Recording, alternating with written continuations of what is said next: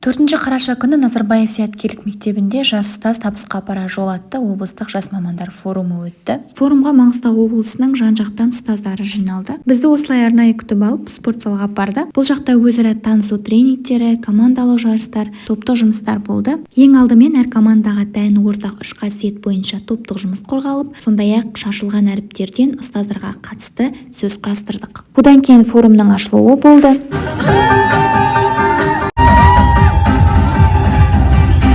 Форумның бағдарламасы бойынша арнайы шақырылған қонақтармен сұхбаттастық. Оның ішінде спортшы боксер Әділбек Ниязымбетов, ғалым ақын Бақтыбай Жайлау және актер Еркебұлан Бекен бар. Сен болғаны дей бергім достым, басыңа қырсық орнады. Адам дегенің аяқ астынан сорлау аңдымай басып сүрініп кетсе болғаны.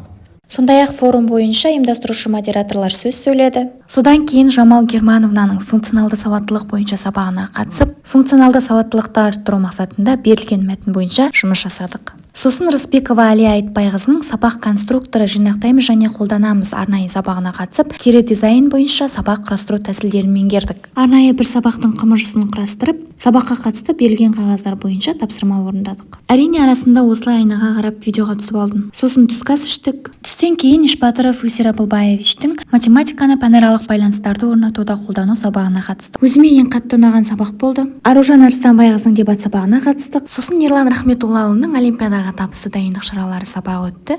Ең соңғы сабағы өте ерекше болды. Үлбір Саматқызының би өнері сабағына қатыстық. Бидегі алты қалып, шалқыма, алқа, сырға, жалын, толқын секілді қимыл түрлерін үйрендік. Жас мамандар үшін өте қызықты сабақ болды. Жас мұғалімдердің осылай тәжірибе алмасып, жан-жақты дамуына, білім игеруіне мүмкіндік сыйлаған Маңғыстау білім басқармасына алғысымыз шексіз. Форум жоғары деңгейде өтті. Зияда Нұрлыбекқызы арнайы өзгелеп үшін.